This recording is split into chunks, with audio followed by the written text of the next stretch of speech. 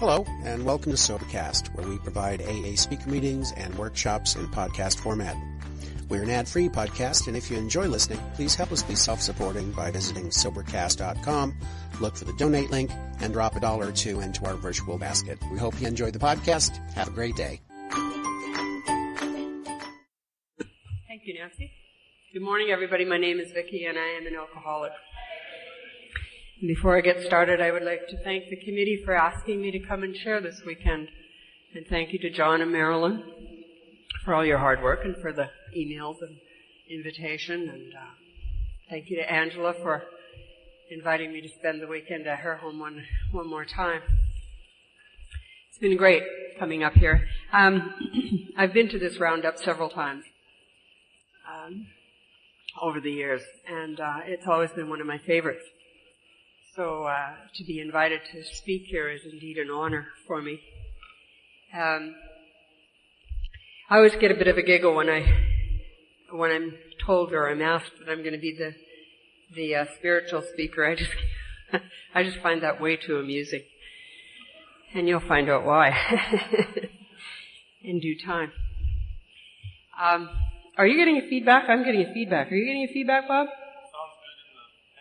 Can we all have those? Oh. No jokes. Okay. I don't know where to begin now. I guess I should start by telling you that I started drinking as a young child. There's one other person here in this room today who was there that day. And it was New Year's Eve. I had just started high school in northwestern Ontario.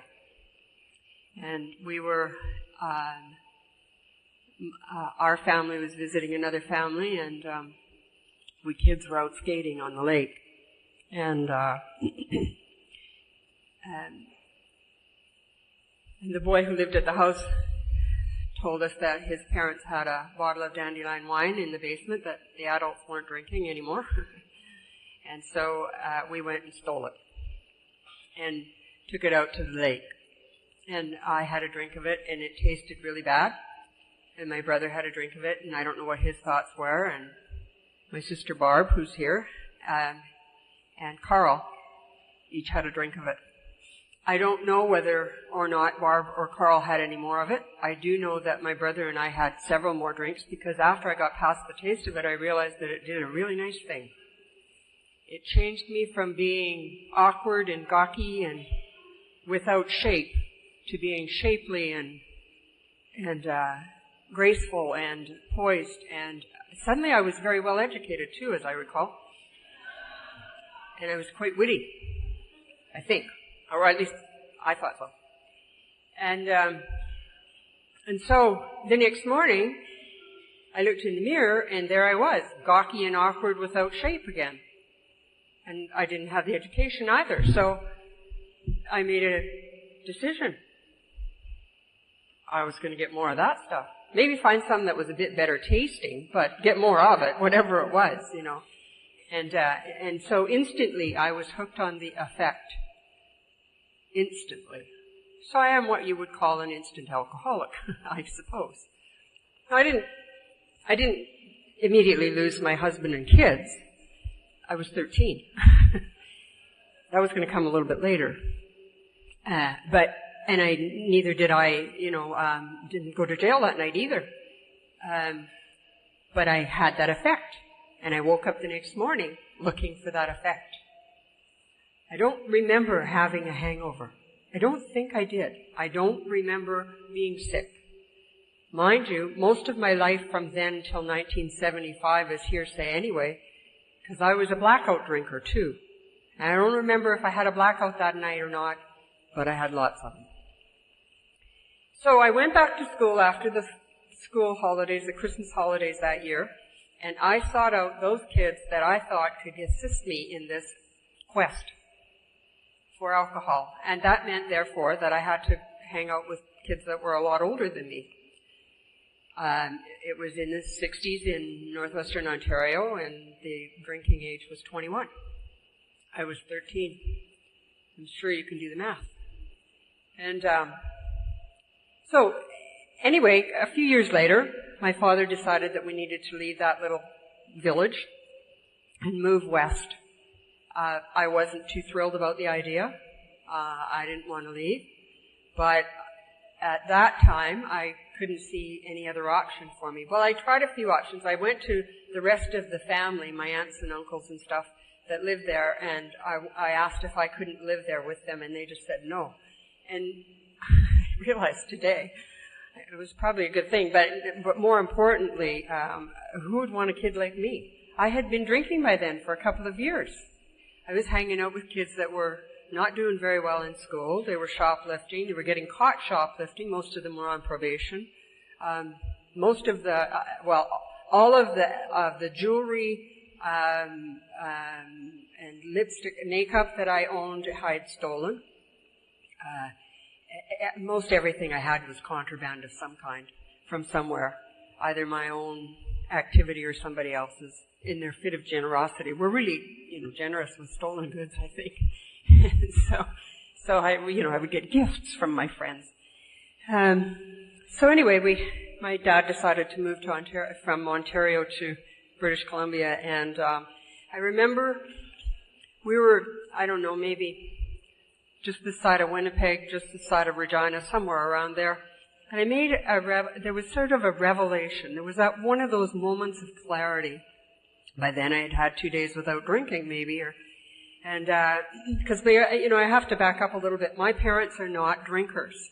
The family parties used to take place at our home because we had the family farm, but they're not big drinkers, and so if they had alcohol, they had some drinks. If they didn't, they didn't. It wasn't. I don't remember, spending.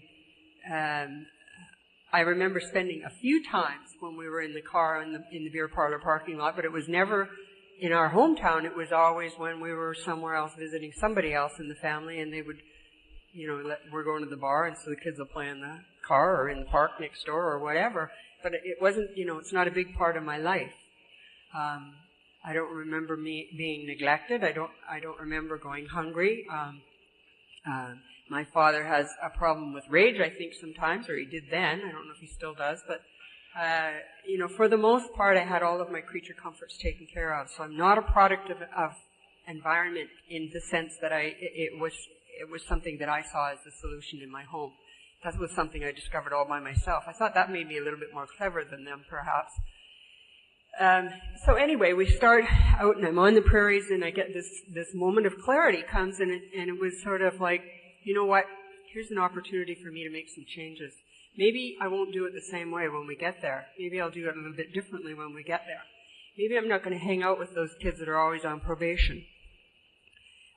So I didn't know how that was going to happen. I didn't know what that looked like. It was just, I just remember having that feeling. What I didn't realize was I was going to have that same feeling many, many times in the future. And they always had to do with being on the move from one location to another. And I came to know that was called geographical cure. However, we arrived out this way. We stopped in Hope for a short time, and I realized we weren't going to be staying in Hope because I'm quick. I can figure things out. My dad was not looking for property in the Hope area. He was looking in Little Fort, up around Kamloops, and he was looking in around Aldergrove, Abbotsford way. So I thought, okay, one last party. And so I partied hardy while we were in Hope. And when Dad told us that we were moving to Aldergrove, I had that blowout party with those kids, and I never told them where we were going. And we left Hope, and I had no more contact with those kids again. So we moved to Aldergrove, right in the heart of Mennonite country. And so there was my solution. I was going to go to the church with these kids, those Mennonite kids. So I started going to the church with these Mennonite kids, but it just didn't quite cut it. And then, so I found the excuse. Well, I always will. I realized they were hypocrites. And God spare me from hypocrites. I may be many things, but I'm not a hypocrite. Because there they were, preaching on Sunday, and these kids were sneaking out partying on Friday night, Saturday night, and their kids were getting pregnant too out of wedlock, and they were being shipped off to places and stuff. And so I thought, well, who needs this? At least I'll go back with the real people where there's drinking and we don't pretend about it. And so I found the party kids and I went right back to the party again. I don't know how long that cure lasted, but at least what I do know is that was 1963, 64, something like that. I was in grade 11. I somehow finished high school the next year. I graduated from high school, a bit shy of credits, but I got out nonetheless. I was partying solidly for the last year and a half that I was in school. And I just moved on from there. Around about that time, they were doing things like Woodstock and the Aldergrove Be-In, it was called. And so there was this magic little substance introduced to our neighborhood called marijuana. And I had escalated. Of course, as I said, I was 13 when I started drinking, and so I had to hang out with older people in order to get my supply, and that didn't change. And there I was graduating from high school, and I was hanging out with people that were in their late 20s. And they were a bit more conservative, and they didn't want to do this substance, as I call it, And so, I didn't get involved with it right away. But some few years later, I did. But in the meantime, I did get married, and I had a couple of kids. And I was pregnant with my second child, and I realized that I didn't want to stay married with this man, that I needed to go. It was another one of those alcoholic ideas that seemed like a good idea at the time, and it was time to go. And however, I was pregnant with this baby, and so I carried on, and when she was just a few months old, I left. And I left our oldest child, our son, with his dad, and I packed up the baby and put her in the car, and we moved to Prince George, and we were there for a while, and we moved to Kamloops, and her dad took her on holidays, the baby. She was by then a little over a year. And he took her for a few weeks in the summer that year, and she came back a changed child. And even in my alcoholic state, I realized that I was not a very good mother, and that she would do better if she went to live with her dad, and he wanted her. And so I sent my daughter to live with her dad. So he had both kids. And that was in a time when, the fathers were not the single parent. And, I carried that shame around with me. By that point in time, I was drinking daily. I was drugging regularly. Whatever. I was one of those, you hand me something to put in my mouth, I'll put it there. I don't ask questions. I don't care where it came from. I don't care if I know you or not. Nothing matters. So my kids I'm free now. I had absolutely no responsibilities. And when I was crying about, having had these responsibilities, now I'm crying about, look at what he did to me. The son of a bitch took the kids away, and that kind of stuff. And you just couldn't win with me because it was always going to be your fault. And I was living in Kamloops at that time, and I was working in a junior high school, on the front desk, and I was quite often drinking with the kids from the school. That year, towards the end of the school year, I decided that Kamloops was too small. It was, I'd been there for almost a year, and too many people were knowing too much about me. It was time to move on. And so I was getting ready to leave the town, and I thought it would be a really good idea if I didn't have to pay rent anymore. So I moved into my car. It was a 63 Chev, so it was a pretty big car. And, I could sleep across the seat without too much injury, and I was pretty young and supple. And it just made a lot of good sense to me. Thanks, Ange. And so I was living in my car. You know, I was sober a long time before I realized I was homeless. I never thought of myself as being homeless because I had a Chevy. And it made sense to me. Thanks, Nancy. Anyway, I did move back down to the coast to be closer to my kids, who were living by then with their father in Aldergrove again. I'm not going to belabor this story. It just goes on like that. More and more of the same old, same old. The people were the same, you know, different names, new faces, same behavior. I drank in the bar. I loved bars. You know, my first encounter with the beer parlor, I think I was 16 years old. It was a mad, passionate love affair for a long, long time. That was the place for me to go. I loved beer parlors. First time I drove a car, it was another one. I loved driving cars. I was a driving drunk.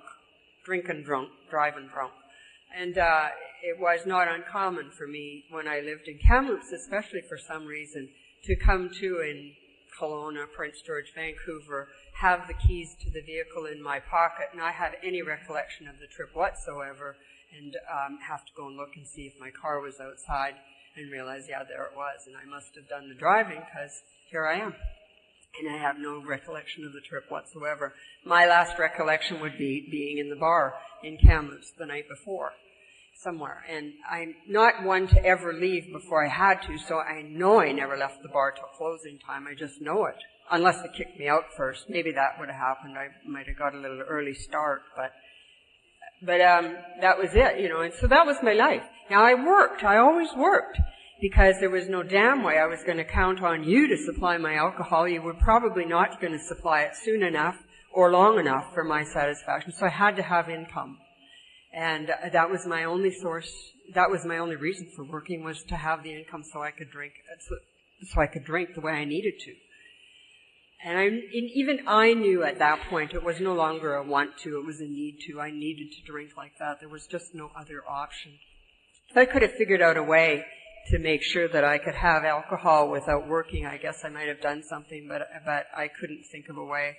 I thought about going into prostitution at one time, but then I thought, no, that's going to take way too much work. It was way easier to be a secretary. So, you know, but the last year of my drinking, I did fall into a wonderful job. I went to work in a foundry. I was the only woman there, and I was the only one in the office. And so I could have my bottle at my desk. And I wasn't bothered by anybody about it. And in fact, I would go at lunchtime quite often. I would go for lunch with my bosses, and we'd start drinking at lunch together at the restaurant. And sometimes I didn't even get back to work. And somehow they tolerated that, and I don't know why, but they did. So in 1975, I'm back living in Vancouver, or Langley, actually. And by this time, I've moved in with another man. And you know something? All that time, I'm thinking there were men kind of in and out, but nothing permanent going on.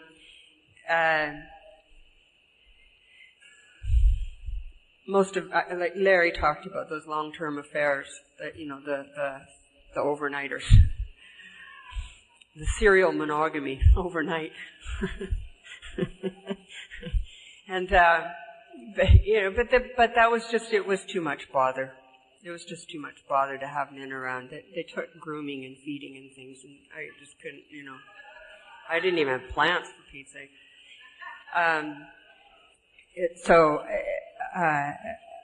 But for some reason, at the end of it all, it was like Easter of 1975, and I'd moved to Langley. I thought I'd moved to the city. I'd grown up in the country thinking I'm in the wrong place. I'm the wrong person in the wrong place. And I moved to the city. I always thought I was a city person.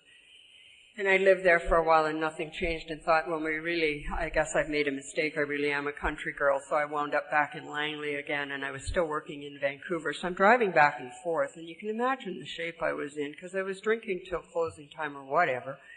And at any rate, I moved in with a man that I had known way back in my teens, and his wife had died in a car accident and left him with 2 little kids.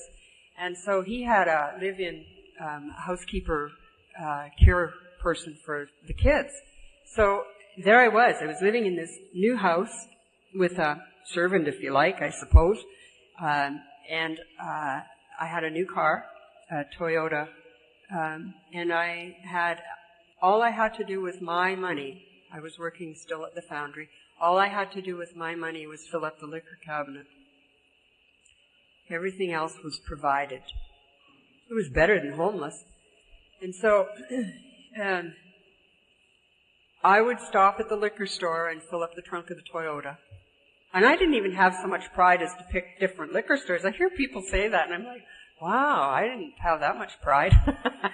I didn't give a shit if you knew I was an alcoholic. It was obvious. I mean, I never even thought about it. I just went to the liquor store. I went to the one I knew. Why would I go to a different one and have to find where the liquor I needed was? That was too much work. Just went to the same one, get it memorized, go where I gotta go to pick up what I need, and fill up the trunk of the Toyota, go home, bring it in, put it on the table, drink it, pass out, get up the next day, and do that all over again. Remember I said I had a love affair with beer parlors? That year, some paranoia took hold of me and I could no longer go to the beer parlor. I couldn't go. I don't know what I thought was going to happen. I had a terrible paranoia about being out anywhere that year. Also that year before, I had been actually dating a psych professor the year before, and one of his courses, one of the nights that he had to give a lecture on alcoholism, it was required. And so he went down to central office, I guess, I realize now, and he came back with these pamphlets, and he phoned me up and said, he had a new batch of wine and a new batch of dope, and come on over. So I went over, and he's telling me the story about going to this place where these nice people, very nice people, and I'm talking to them about alcoholism, and he had all these pamphlets, and he said, and take a look at this. And it was what I now know was the Who Me, and it was the 20 questions. And he said, do those for fun. So I went down, and he's in another room. I don't want him to know my answers to these. So I go down. For the first time, I went from the top to the bottom instead of the bottom up. And I wasn't going to cheat this time. I was going to be truthful. And so I answered the questions, and I got 18 yeses. And I got to the bottom, and it said, if you've answered yes to 3 or more of these, you're definitely an alcoholic. And I thought, boy, they're really extreme. They'll go in any length to get new members, won't they? And so I thought 3 is not enough. 3 can't be right. That's not enough. 3 yeses. Everybody's got 3 yeses out of this bunch, I'm sure of it. So the test is defective. Toss it aside. But for the next year, I kept trying to change some of those yeses to no. And the only 2 that I didn't answer yes to were, had I ever been hospitalized and had I ever been institutionalized. Well, I'd never been to jail. But I remember one night in Kamloops drinking and drugging all day, smoking dope, and then thinking I was angry about something, and I thought, they'll be sorry, I'm going to go to jail. And so I drove around the city of Kamloops, over every one of those stupid bridges, looking for a roadblock, and there weren't any. And it was New Year's Eve. And I was like, well, that's not right. So I went to the party, and I'm in high dudgeon. Imagine, with my tax dollars, they didn't even put me in jail. They didn't even stop me. They're not even there. Somebody should do something about this. And then I drank. So that's the only reason I didn't get to go to jail, is because I just never got caught. And then the other one about the hospitalization, and these are not things I remembered at that point. These are just the two no's that I got out of the thing. The hospitalization one, in 1974, this was yet to come, 1974 at Easter, just before Easter, I had been drinking all day long. Before that, I had gone to my doctor, And I wasn't one for tranquilizers for some reason. I don't know why. I just never quite got onto them. And I used to use them to trade for alcohol in the bar. I could get them from the doctors without any problem, but I didn't use them, so I would trade them for better stuff, street stuff or something. And so, anyway, I went to the doctor and said I was having nightmares. I was kind of hoping he would send me to a psychiatrist, but I wasn't going to ask for that. And so he said, oh, well, the drug salesman was here today, and he handed me 3 or 4 sample bottles of some kind of yellow pill and sent me on my way. And, oh, thank you very much. And then I moved somewhere, and so they were sort of in a box. Anyway, that day, one day on a Saturday, I started drinking in the morning, of course, because it was morning. And I drank all day long, and I was feeling very sorry for myself about some damn thing or other. And I remembered those pills, and I thought, they'll be sorry, I'm going to die. I'm going to kill myself, I'm going to eat all those pills. Because I've been drinking lots, and they say that even if you eat aspirin after you're drinking, then you can get sick. And I'm sure that if I eat all 3 of those bottles of those pills, I should die. So I did. I'm not sure how many pills, but I do know. The next day, I came to, it was mid-morning, and my phone was ringing, and somebody wanted a ride somewhere, and I picked up the phone, and I realized I can hardly talk. My tongue was all swollen up inside my mouth. I could hardly talk. And this person wanted a ride, and I agreed to go and give him a ride. So I got up, put my clothes on. I can't even imagine what I looked like. And I went and got him. And he was talking to me, and I was not responding. I thought, there's no way. I'm not talking. I'm just not talking, that's all.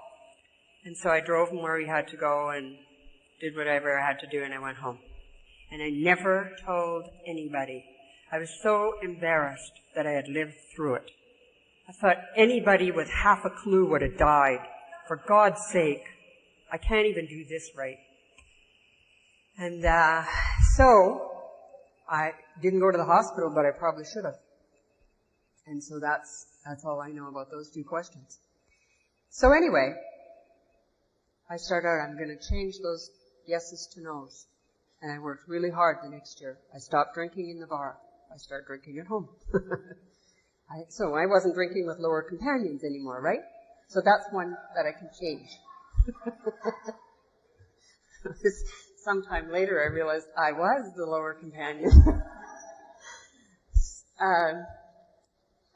But I was still drinking to blackout. I couldn't seem to get that one straightened out. I didn't know how to do that one very well.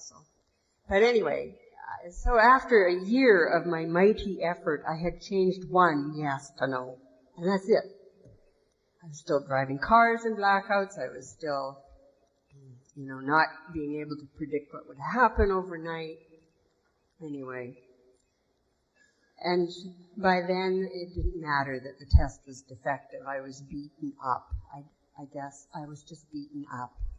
So along comes November 1975, and my partner had won a trip for 2 to Hawaii, which is probably why he was my partner. I thought, if you're getting a trip for 2 to Hawaii, I'm going. And so to make sure that I got my ticket, I moved in. And we went to Hawaii for my birthday that year. And I met a woman who was the bartender at the poolside bar in the hotel we were staying in. And my routine by then was to go down to the beach, flip around in the beach because I didn't want to come home completely white. And I can only vaunt my Swedish heritage for so long, and after a while somebody's going to say, but you've got no sunshine at all. And that's not possible. So anyway, that was my routine. I would go down to the beach for a little while, and then I'd go to the poolside bar, and I would have a couple of drinks, and I was really rigid about this. I would have 2 drinks at the poolside bar, and then I would go to the room. And I spent most of our holiday in the room, drinking or fighting with my partner. And one night, and I somehow had developed this relationship with this woman at the bar. We can pick each other out of a crowd no matter what the scene is. And she started to talk to me about alcoholism. And by that time, the word alcoholic sort of sends a chill down my back. I get that, oops, it's way too close, way too much identification going on when I hear the word alcoholic. And she's talking about alcoholism because there's another woman that doesn't have the self-control I have, who gets drunk at the poolside bar every day and flops around there in the blackout and nearly drowned a couple times and stuff. And so Keenie's telling me about alcoholism, and I'm like, well, how do you know all this stuff, and why do you know all this stuff? And she said, well, I'm an alcoholic. And I said, I don't see you drinking. And she said, no. She said, I went to a treatment center in Los Angeles. Oh, I see. I thought, oh, well, there's all my hopes gone to hell. And she said, they offered two options and I said, but you're not in Los Angeles anymore, so what are you doing now? And she said they'd offered two options. One was Alcoholics Anonymous, and the other was transactional analysis. And she had chosen TA because AA made her feel guilty. You know, I thought it was very logical. But I knew that we didn't have TA in Vancouver in 1975. I just knew we were not that progressive. I did know, however, that we had AA in Vancouver because I had answered those stupid 20 questions a year ago. So my hopes were a bit dashed. I thought, oh dear. However, that was all well and good, except she came to work drunk one night. And then the next day she wanted to know if anybody had seen her. Was the boss into the bar? What did she say? Yak, yak, yak, yak. I don't know, Keenie. I was drunk.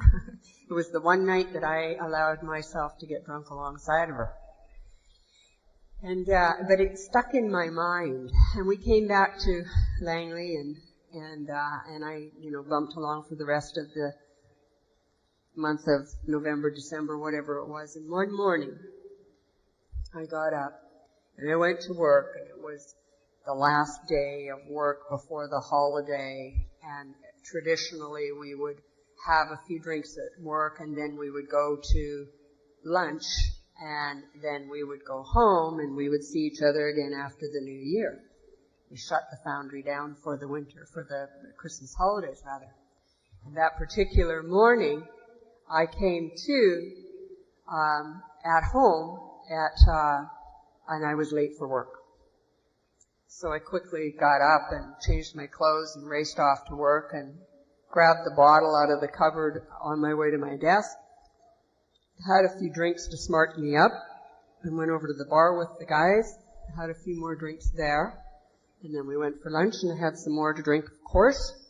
And I don't remember. I was supposed to be back at my place in Langley by 3 o'clock in the afternoon, and I have no idea how many drinks I'd had, and I still wasn't sober from the night before. I'm sure if they'd have given me a breathalyzer on the way to work, I should have been in jail. I'm sure I would have blown over 0.08 well, easily, very easily. And so I had all these drinks, and then I was supposed to be home at 3 o'clock so that the babysitter caretaker could fly to her family's in Montreal. And the next thing I know, I'm driving into my carport in Langley, and it's 5. And I'm in trouble. And I knew I was in trouble. I knew I had screwed everything up. And I was instantly sober. And I came into the house, and my mom was there, and we were supposed to have a bunch of people over for dinner that night, and I wasn't happy. So I somehow got through that night, and I didn't have another drink. And the next morning was Christmas, and I didn't drink Christmas Day. I was going through withdrawal, and I didn't know that. I had violent shakes, and I couldn't control it. And so when I thought somebody was noticing it, I'd grab a kid and throw it on my knee and bounce around with it for a while to kind of cover it up a bit. And I somehow got through that day and that night, and the next day I didn't drink. And we came up here because a friend of mine was getting married, and I was going to be standing up for her here in Campbell River. And we came up here on that day, and I wasn't talking to anybody. I was terrified to even open my mouth. I didn't know what would fall out of my mouth, along with my dentures, I mean. I thought there was going to be snakes and worms of kinds I could never control, and I just didn't know what to do. I just kept my mouth shut. I didn't talk to anybody. And we arrived here, and it wasn't even all that noticeable by my partner that I wasn't talking to him. He knew I hadn't had anything to drink yet.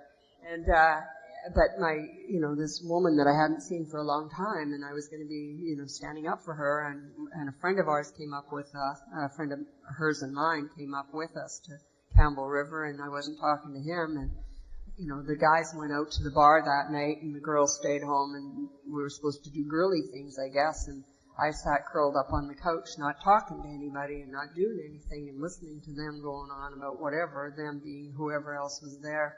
I honestly can't even tell you who was there. And the next day, the ceremony was sometime in the morning, late morning, and they were pronounced man and wife, and the bride's brother started passing out little drinks to do the toast with, and as soon as it touched my lips, I realized I had been dying of thirst for 3 days, for God's sake. And I moved to the punch bowl, and I just started dipping it out of there like I was dying. I thought I was putting out a fire, and I hadn't had a drink by then for 3 days. I thought I was cured. And we got into the cars and started heading back down the island, and I was in a blackout before we got to Courtenay. I had a bottle, and I was just drinking out of that one. And I was in a blackout before we got to Courtenay, and I know I made a scene on the ferry because it's what I do. And the next morning, and I believe we stopped somewhere for dinner. This is all, I'm putting this together again from the stories, the reports. Don't you love those ones? The reports you get the next day. Do you know? Yeah, I do know, so whatever. And yet, I came to, as we drove into our carport in Langley, and somehow made it into the house and into bed, and I don't know how long I was there, and came to, and that sweaty, cold, I need a drink, I can't stand it if I drink one more time, all of that stuff, the remorse and the shame. And my partner at that moment said, "Why did you have to get so drunk again?" And I just got up. And I sat in the living room or the kitchen or whatever, and in the dark house, and just, it was as if my whole life was flashing before my eyes. And if I could stand here and tell you that every time I got into trouble I had been drinking, I wouldn't need to be here. Because that's the way it is for people. Alcohol has a way of removing common sense and inhibitions. And non-alcoholics get into trouble when they drank too much. That's the way it is. But I looked at my life and I realized some of the stuff I did without having any excuse. And what I had just experienced the night before, that desperation, that terrible desperation, and that I knew that I would give away my children, I would leave my home, I would give up jobs, I would move out of an apartment into a car. I would do all of that to make sure that I had alcohol. That's when I knew I was alcoholic. It wasn't because I had 18 yeses on somebody's stupid questionnaire. It was because I gave up a life for alcohol, and I knew it. I knew it so clearly that morning. And I knew transactional analysis didn't work. Even if it was in Vancouver, and it probably wasn't. And I knew it didn't make any sense for me to go to California to the treatment center, because I knew there wouldn't be any of those in Vancouver either. I was to find out all that stuff later, but I knew that. I just knew it that morning that I had to call Alcoholics Anonymous. There was one other piece. My aunt is sober in Alcoholics Anonymous now something like 35 years, but she lives in Alberta, and I had very little to do with her for obvious reasons. As soon as she went to AA, I thought, oh, you're no fun anymore. No point in seeing you. And, but in any case, that was, I just knew that I had to call AA that day. But I was going to bargain one more time. The bride and groom were coming by the house on their way to someplace else, and so I thought I'll just run it by her first and make sure. So she came in, and I don't think she even had her coat off yet, and I said, I'm thinking of calling Alcoholics Anonymous. I expected she would say, oh, you just need a couple days. She said that would be a good idea. And so there was kind of the last escape route kind of shut down on me. But it was Sunday, and I knew that AA wouldn't be open because it was in office, and so I had to wait till the next day. But I did. I waited until the next day, and I didn't drink that night, and I wasn't fun. And I knew, I was 28 years old. I knew life was over. It was going to be boring forevermore, and dull, and painful. And maybe God would take me with some kind of a strange illness or something early, but I just didn't, that was it. That's all I knew. It was a sum and total. So I called Alcoholics Anonymous the next day from my office. And this woman phoned me back in minutes from Langley. And said her name was Elsie. And she said, do you think you're an alcoholic? And I thought, oh, isn't this too bad? They're stupid, too. Is there another reason you'd be calling Alcoholics Anonymous? But I thought, well, that's your choice. That's it. What are you going to do? You got to go there. So I went to her house for coffee after work, and then I went to a meeting that night in Langley. It was actually in Surrey, on the Surrey-Langley border. And I walked into the meeting, and I met exactly what I thought I would meet, old men. And old Bob was there, and he was missing fingers, and he was rough, and couldn't say anonymous.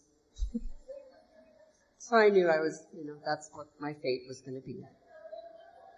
There'd be me and all these old men that can't speak English, and they're rough.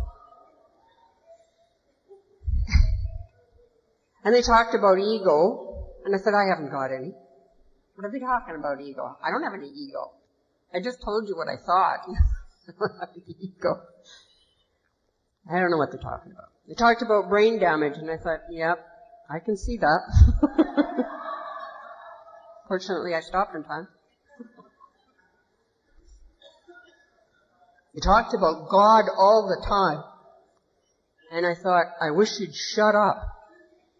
I think maybe I'm going to get out from underneath this God thing somehow. I'm not quite ready to meet that one yet. And, I wish you'd shut up. Because you know how it is. You keep calling somebody's name, they're going to show up eventually. And I'm not ready yet.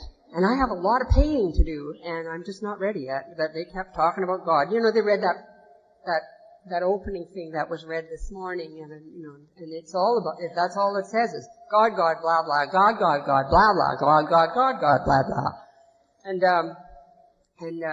And then Bob asked me to share. He asked me if I'd come up and talk. So I got up to the front, I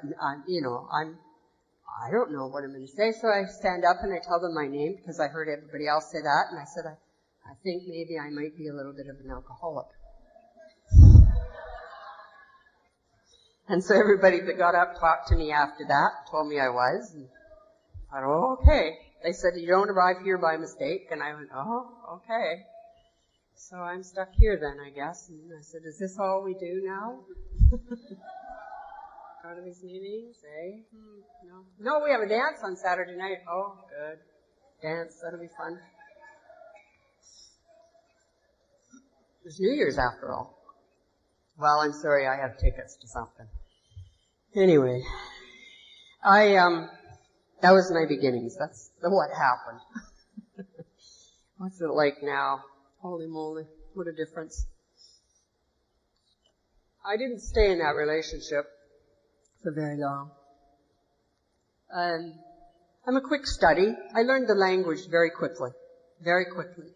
I also discovered that there's some cute-looking guys around here. They weren't all old men, after all. Some of them were kind of cute-looking guys, and so I thought, well, maybe it would be okay. I could stick around. And they had these dance things, and they had these roundup and rally things, and, and they had these get-togethers in homes, and there was I thought he was an old-timer. He was 9 years sober. And he sounded like he was an old-timer, a guy by the name of Dennis, and his wife and family had moved to Langley, and he was in construction building what turned out to be the Sandman Hotel in Vancouver. And they were living in Langley on a farm, and they would have us all over to their place on Sundays. And I'm one of the class of 75. There's another one here, but he was here in this town when I was getting sober in Langley, but there was a whole bunch of us in Langley at that time that got sober together. And then there were some other people around that had been sober for a little while, and AJ's here, and he's one of those that had been sober for a little. He was one of the long-timers. He was 11. And I don't even know why I remember that, Al, but it's the weirdest thing. I never forget how long you were sober when I got sober. I can't add it together today half the time. My math was better then or something. I don't know. Anyway, so we would go over to Dennis and Verla's place on Sunday nights or after any of these kinds of gatherings, these little roundups and rallies and things, and we would go and to sit there and debrief at their place and watch how a sober family lived. And Dennis was a showman. He was a showman. I thought when I first met him, I thought he was in radio or something, because he had one of those deep radio announcers' voices and a slow talking, slow walking kind of guy. But he comes from a family of vaudeville performers, I found out later. But then Dennis was a showman, and it was so great. It was just great. It gave me a place to be. It gave me people to be with. I found out that there were other people like me that were just newly sober, and they weren't old. They were my age, some of them were a little bit older, and I wasn't the youngest either. And, there's that horrible question, you come into Alcoholics Anonymous. I came into Alcoholics Anonymous December the 29th. My first group of thoughts were these. What will I do for Christmas? How will I handle that? And what am I going to do for fun? Because I've been having so much fun. What will I do for fun now? So, those are the sort of things that happened in the first year, and we were adopted, and we hung out together. We formed a tight-knit group, and we went places together. We went to the roundups together. We traveled out of town together. We went to meetings together. We hung out together in each other's homes after. We talked on the phone in between meetings. My boss actually one day said to me, "You know what? I used to get more production out of you when you were drunk. Now you're on the phone all the time." I said, "Don't bother my sobriety, don't upset me." I stayed with that company for the first 5 years of my sobriety, so I was with the company for 7 years, and I had never been with the company for that long before. And when I left there, they gave me, I left to go back to school. I decided what I needed was to be an academic. That was really the missing piece in my life. And they gave me a little motorcycle. I've always been involved with motorcycles at some level or other, and so they gave me a little motorcycle. I had to sell my car to pay my rent while I was in school. And so things did turn around, I became a valuable employee. I could have gone back. They actually asked me to come back to work for them a couple of times after that. And, I became a valued employee. I had never been a valued employee before. I stopped coming to work smelling like the night before and sleeping off my hangover at my desk. And I did finally stop talking on the phone all bloody day too. Got a lot of work done. My kids lived with their dad, and he raised them. I'd been sober for a couple of years and thought maybe I should take custody of my kids back. After all, I'm their mother, and they should come and live with me. And I sat down with my sponsor, and I looked at the situation, and we agreed that that wouldn't be the best thing for the kids, that they were better off living with their dad, because he lived in the country. He lived next door to his mother's, his mom and dad's place, and and all of his brothers and sisters lived out there, and they had an extended family that I couldn't give them. And what they would have if they came to live with me was maybe a 2-bedroom apartment in Vancouver, and none of their extended family around them, and none of their familiar activities, and they wouldn't be able to have a German Shepherd dog, which they had. And we wouldn't be able to go camping every weekend or on weekends or for long weeks during the summer like they do with their dad. And so their dad and I sat down and worked it out so that I would come and pick them up every other weekend, and they would come and spend the weekend with me, but they lived with their dad in Aldergrove. And I think that I still believe today that that was the right decision, and I've come to terms with that.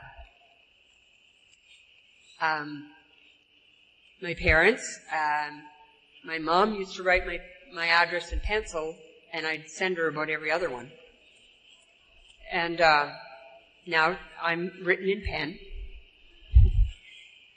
A few years ago, they asked if I would be the executor of their will and maintain their wills for them, and because they have come to trust that I am reliable, and that I'll be accountable, and that I'll do the right thing.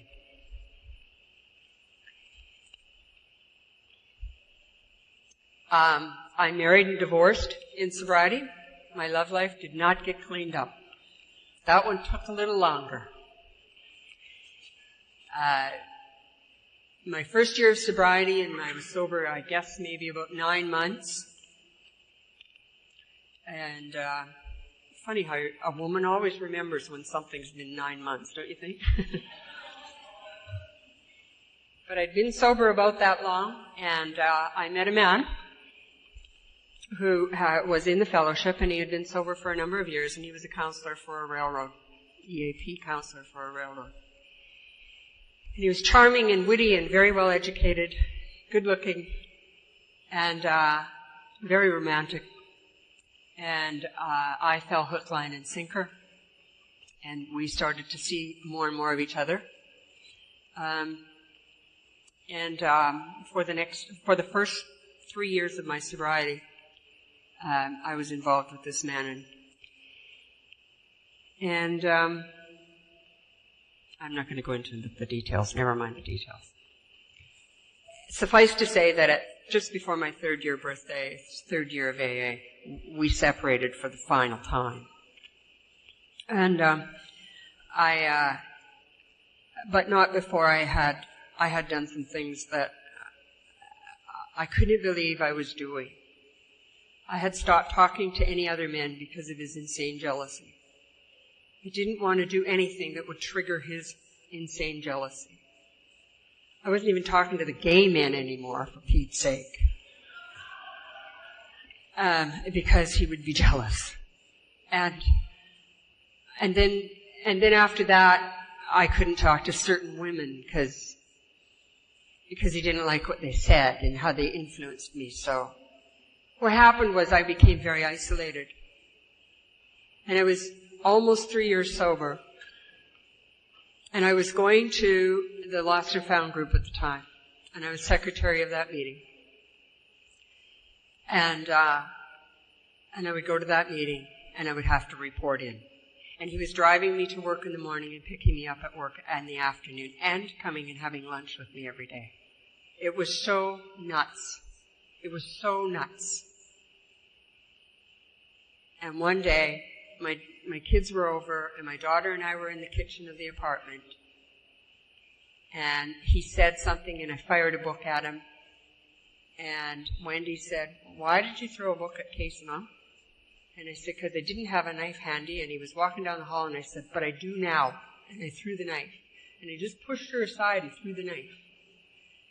Fortunately for everybody, I've never been a good aim. So we both lived. But it was a week later that he moved his belongings to the hall closet again and stopped to argue the case. And I said, "Just keep them going. Don't stop this time. You just keep them going." And he moved out. And I hadn't had a drink.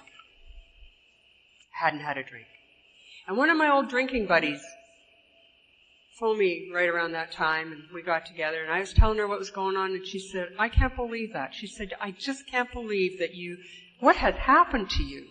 That would never have happened to you. I said, I don't know. Something's happened to me. I've become completely incapacitated. I can't make a decision. I don't know what's going on. I've allowed this person to become my God. And I guess it was just in that saying that I've allowed this person to be my God when I realized no human power can be my God. No human power. And I had to begin the quest for God, that search for the power that was going to make it possible for me to stay sober, to get sane, and restore me to that level of sanity that I had been promised in this program. And so I began then to go to women's meetings. It wasn't my plan. Like I said, I came here and I saw the cute guys and stayed. You know, I did not see, oh, look at all my sisters. I thought, oh, Jesus, look at those women. I looked at them and all I saw was competition. I never wanted to be next to another woman in a situation where you take a look and say, oh, look at, she doesn't compare very favorably, does she? And yet I was doing things that would make me compare very badly. I couldn't see that there was a parallel. But I went to women's step meetings, and I'm so grateful. I'm so grateful that they had them. They didn't have many, and the ones that they had, you had to bloody search out. That really made me mad. But I did find some. At that time, I was hanging around the North Shore Alano Club in Vancouver a lot, and they had a women's step meeting in the back room of the Alano Club, and I was able to access that one. And there was another one at the hospital.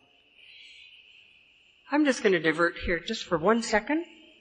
I hate lecturing. I don't like being lectured at. But I will say this. If you believe that women's meetings are necessary to the fellowship, for God's sake, don't hide them in your bloody living room. They need to be accessible. That's it. Take that off.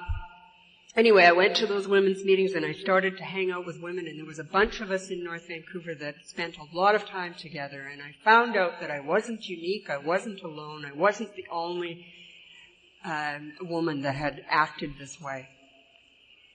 I remember one day going to a meeting, it was a few years later, I went to a meeting and thinking, you know what, your behavior has to stop. And my sponsor said to me that point, she said, and then of course I had a new sponsor, but she said to me, you must do everything in recovery that you did when you were drinking, else how would you learn how to do it right? And so I've had to do it all. I've had to try the geographical cures. I've had to try the changing men. I've changed cars lots of times. I've bought new outfits. I've changed homes, changed jobs. I've had to do it all. And finally, when all else fails, I've come back to the steps. And so the steps have saved my life. I'm going to really quickly give you a summary of what it's been like over the last few years.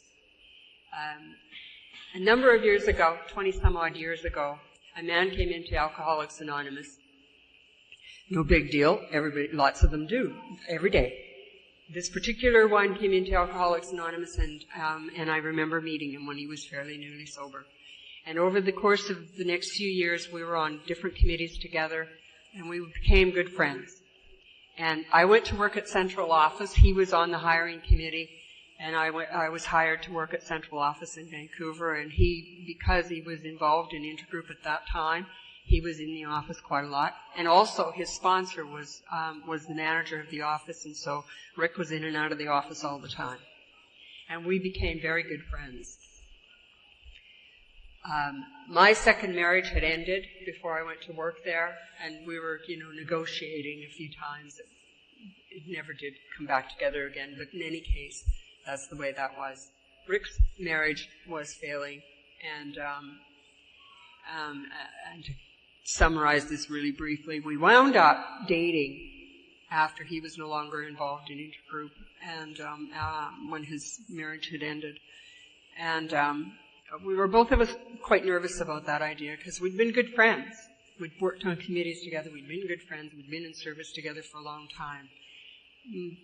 We got married about 9 years ago. Just about 9 years ago. We've been together for the last 14 years. And I'm a 5-year wonder. That's the best I've ever done before is 5 years. And it's like Larry talked about last night. I've had to learn how to be a wife. Not a doormat, not a servant, but a wife. Not the bearer of children either, thank God. Grandchildren, yes, but not children. But to be a wife. In a spiritual and a mental and a physical capacity. I never knew how to do that when I got here. My mom and dad have been married for over 55 years. So it's not like I, didn't have they've got some kind of a relationship going. Might not be the best, but it's certainly not the worst. But I don't know. I don't know about you, but my dad once tried to teach me how to play the guitar, and I just thought, if anybody else in the world was teaching me, I might learn, but not from you. Because he and I clashed all the time about everything. So, whatever they were going to teach me about growing, being an adult, I wasn't going to learn from them. That's just the way it was. So I've had to learn from you. I've had to listen to how you do that so that I can try it and see if it works for me. I've had to learn how to be a mother. I brought my kids to these events. They were 5 and 7 when I got sober. I brought my kids to these events regularly. And they grew up knowing that Alcoholics Anonymous was for people who want to stop drinking and who want to stay stopped, and that there's some pretty nice folks here. And they're happy that I'm here. They're glad I don't drink. They don't even have any recollection of my drinking, but they were glad I don't drink. Sometimes, I don't know that God is in my life in a big way. Lots of times I'm just suiting up and showing up and doing what I'm supposed to do and reporting for business. But I'm going to tell you this one last story and I'm going to sit down. About 4, 5, 6 years ago, I guess, my son met a girl and they decided to get married. And I met this girl and all I saw was me in the old days. And I was really not very happy about his choice, but he chose to marry her. She kept leaving him for other men. She did that a few times. And she had done it one more time. This was about the third or fourth time she had left him for another man. 2.5 years ago. And my first granddaughter was born, and my son and I were interacting at the time, and he told me he was going back to his wife. So I went back to her, and I wasn't happy about it, and subsequently a few things happened, and he cut off all communication with me. And so we didn't have any relationship for the following 2 years or so, 1.5 years, 2 years. I didn't hear from him. I didn't have a phone number for him. I didn't know where he lived. They moved, they changed numbers and that kind of stuff, and I had no connection with him whatsoever. He was in his 30s. And his sister also was in the same persona non grata as I was, so there was the two of us not knowing where he was and so on. And then my daughter phoned me one day and she said, Glenn's quite sick. They think he has cancer. And so that was just before Mother's Day last year. And so she phoned me a little while later and she said he's in the cancer hospital. So I went to the cancer hospital. I phoned the cancer hospital in Vancouver. I didn't know if that was the one he was in because he lives in Abbotsford. And they said yes, he was there, and they would give me the message and he would call me back. And so he called me back and I went to see him while he was in the hospital. At the same time, that man that I married in AA and was married to for a few years, not the first one, but the second was also in the hospital, and he was dying, and he said he had a week or so left to live. And so I was visiting the two of them, as the hospitals are side by side. And John died in June, on June 10th, as a matter of fact. And Glenn had gone home, and I had not, and once again I had been cut off. I didn't know where he was. And Father's Day, I was out with, Rick and I were out with Wendy and Paul, and Paul said he'd had enough of this. Paul's my son-in-law, and he said, this is nonsense, and he said, I'm taking you where he lives, and I'll show you where he lives and how to get there. He said, his wife isn't home. She's gone away for the weekend. So I went, and he was home alone, and the cancer was in his back and his lung. And so he was confined to a hospital bed in his house, and he couldn't access the door. He couldn't answer the door or anything. So I just went in.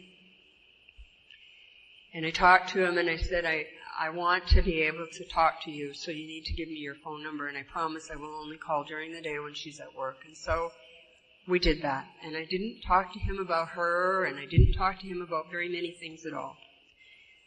And but I was able to call him. So I could call him from work during the day, and we talked to him about going up to Nicola Lake with the family that summer, because he hadn't been for a long time, and it used to be a favorite holiday for my kids and their dad and his wife. And so he went to Nicola Lake last summer, the last week of July. And Rick and I were at the Coombs Bluegrass Festival for the weekend, this weekend last year. And we decided on Sunday to go home rather than wait for Monday. So we'd have a day to, be at home, relax, and get ready for work and stuff. And so we went home, and I'd had a shower, and we'd had dinner, and the phone rang, and it was my daughter-in-law. And she said, you better go to the MSA hospital. Glenn doesn't have very long to live. So we went to the hospital and started a vigil for the next 6 days as my son died. And throughout the course of that 6 days, I was able to stay in the hospital room with him. And his wife was there, and my daughter. And there was, people in the room with him the whole time. And he was conscious for most of the time. And even when he started to slip into coma state, he would come out of it from time to time. And we were able to say goodbye to each other. And to know we loved each other. And I knew that whatever decision he had made, he'd have to make before that. And it was going to be okay. And when he died, I had left. His dad and I had left the hospital and gone to do some errands. And it was noon, and I knew I had to get back to the hospital. I just knew. And I was on my way back when the hospital called and said he was gone. And I went back and said my goodbyes to him then. And then the next week we did all the things that needed to be done and had a memorial the following Saturday.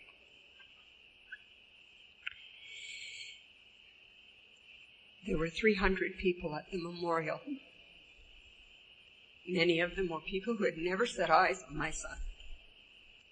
Many of them were members of Alcoholics Anonymous, there to support Rick and I in our time of need. And so when I think of spirituality and I think of God, I can't think the big father figure in the rocking chair in the clouds somewhere. I have to think of people like you who've been in my life for almost 28 years, walking with me on a daily basis through the times when I have been such a screw-up, such a colossal screw-up, and you've loved me, and you've shown me how to be a better person. And the times when I've been in such deep, deep pain, I didn't think I could live through it. You've been there to hold my hand. And that's God for me. I thank you for my sobriety.